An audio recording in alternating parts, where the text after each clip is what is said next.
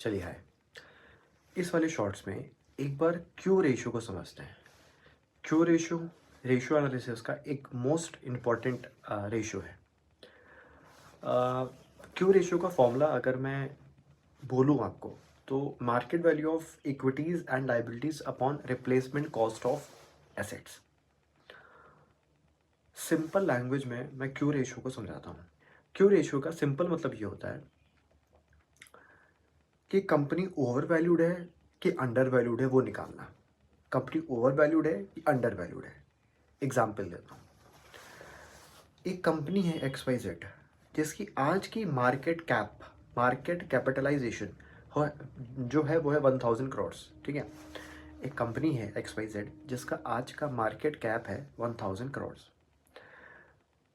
But अगर आज कोई सेम XYZ जैसी कंपनी खोलना चाहता है, स्टार्ट करना चाहता है, तो उसे पड़ेगा 900 करोड़।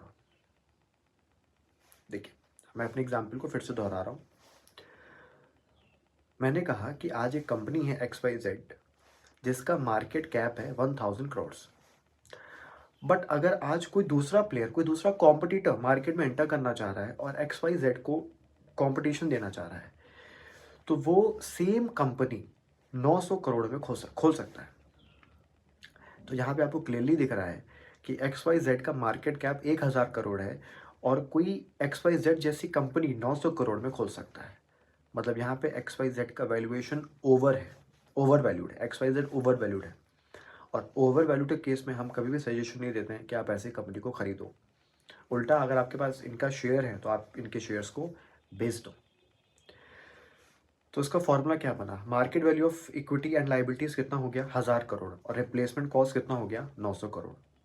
रिप्लेसमेंट कॉस्ट का मतलब ये होता है कि अगर आज मैं अपने सारे एसेट्स को रिप्लेस कर दूं और उसकी जगह नई एसेट ला दूं, तो मुझे कितना खर्चा पड़ेगा। XYZ कंपनी में जो भी एसेट्स हैं, ठीक है, सामने वाली कंपनी वही एसेट खरीद रही है, तो उसको 900 करोड़ में पड़ेगी। लेकिन XYZ का मार्केट कैप कितना है? 1000 करोड़। एक बात और ध्यान रखिएगा, मार्केट कैप में मार्केट वैल्यू ऑफ इक्विटी भी आती है और मार्केट वैल्यू ऑफ डेट भी आती है, क्योंकि इन्हीं दोनों के होता ना, सोर्सेस से ही कंपनी चल रही है। इन्हीं दोनों के कॉम्बिनेशन से ही कंपनी चल रही है। तो आप सिर्फ मार्केट वैल्यू ऑफ इक्विटी नहीं लोगे, आप market value of equity plus market value of debt दोनों लोगे। तो ऊपर आ जाएगा market value of equity plus market value of debt upon replacement cost of asset. Hopefully आपको समझ में आया होगा। तो यही था एक छोटा सा explanation about Q ratio. Thank you.